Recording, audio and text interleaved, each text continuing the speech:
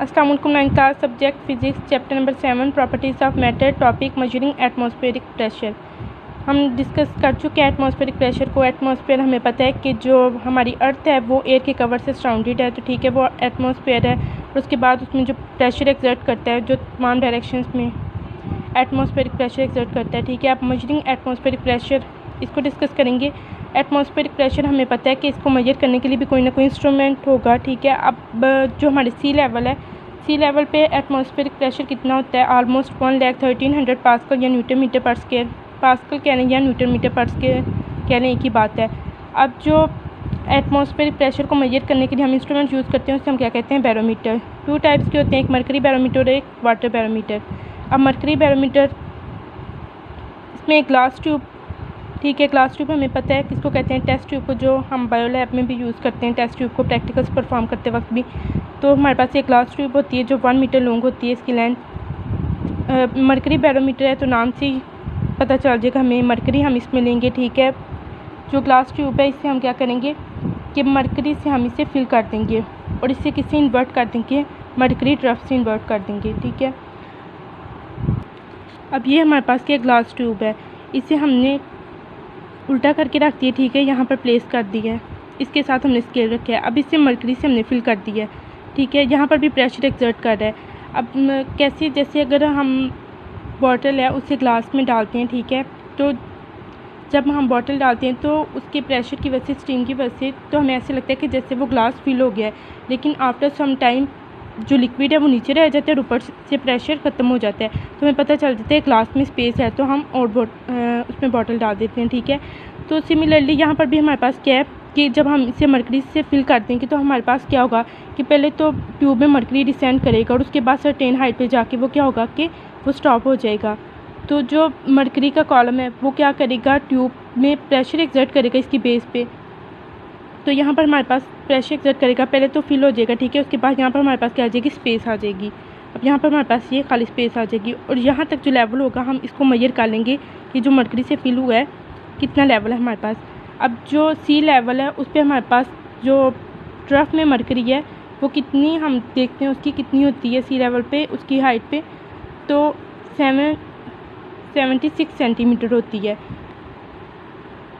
अब जो pressure exert करता है 76 सेंटीमीटर मरकरी कॉलम के, तो वो किसके नियरली होता है? 1,13,00 न्यूटन मीटर पर स्क्वायर के, और वो किसके इक्वल होता है? एटमॉस्फेरिक प्रेशर के। जैसे कि atmospheric pressure at a place constant नहीं होता, इसलिए एटमॉस्फेरिक प्रेशर के साथ साथ जो मरकरी कॉलम की हाइट है वो भी वेरी करती रहती है, मीन चेंज होती रहती है। अब हम वाटर बैरोमीटर को डिस्कस कर लेते हैं। इसमें भी हम ग्लास ट्यूब लेंगे, ठीक है, उसके बाद वाटर एंड देन ट्रफ, ठीक है। अब मरकरी जो है वो हमारे पास 13.6 टाइम्स डेंसर होता है किससे? वाटर से।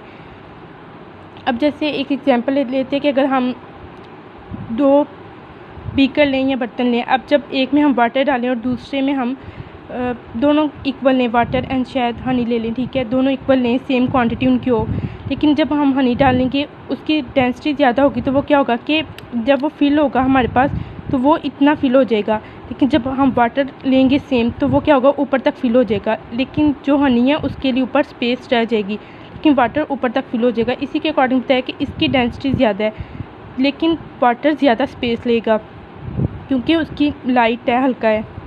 तो इसी सिमिलरली जो मरकरी है वो 13.6 टाइम्स डेंसर है किससे? वाटर से। तो जब अगर मरकरी या वाटर करेंगे तो जो मरकरी है वो ज़्यादा डेंसर होगा किससे? वाटर के मुकाबले में। तो अब हम कर लेते हैं कि अगर मरकरी के लिए वाटर के लिए हम ग्लास ट्यूब लें वाटर बैरोमीटर के लिए, तो वो कितनी होनी चाहिए?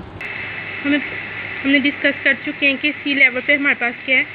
76 सेंटीमीटर आ जाती है मरकरी कॉलम की हाइट, ठीक है। तो 76 सेंटीमीटर होती है सी लेवल पे। अब हमने जब इसे सेंटीमीटर से मीटर में कन्वर्ट करेंगे तो 100 पे से डिवाइड करेंगे, यहाँ पर हमारे पास क्या आ जाएगा? 0.76 मीटर। अब हमें पता है कि जो मरकरी है वो 13.6 टाइम्स डेंसर होती है वाटर से। हम ये भी कहते हैं कि एटमॉस्फेयर प्रेशर जो होल्ड करते हैं वाटर के वर्टिकल कॉलम में, तो वो क्या है? 13.6 टाइम्स जो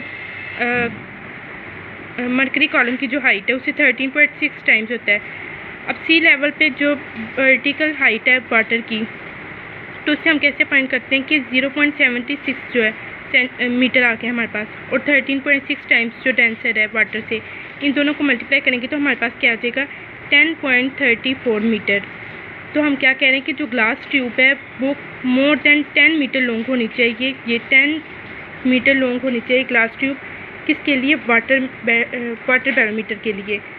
हमने पढ़ा था कि जो ग्लास ट्यूब है जिसमें हमने मरकरी को फिल किया था वो 1 मीटर लॉन्ग थी, लेकिन जब हमने वाटर बैरोमीटर के लिए करना है तो ग्लास ट्यूब कितनी होनी चाहिए? 10 मीटर लॉन्ग होनी चाहिए।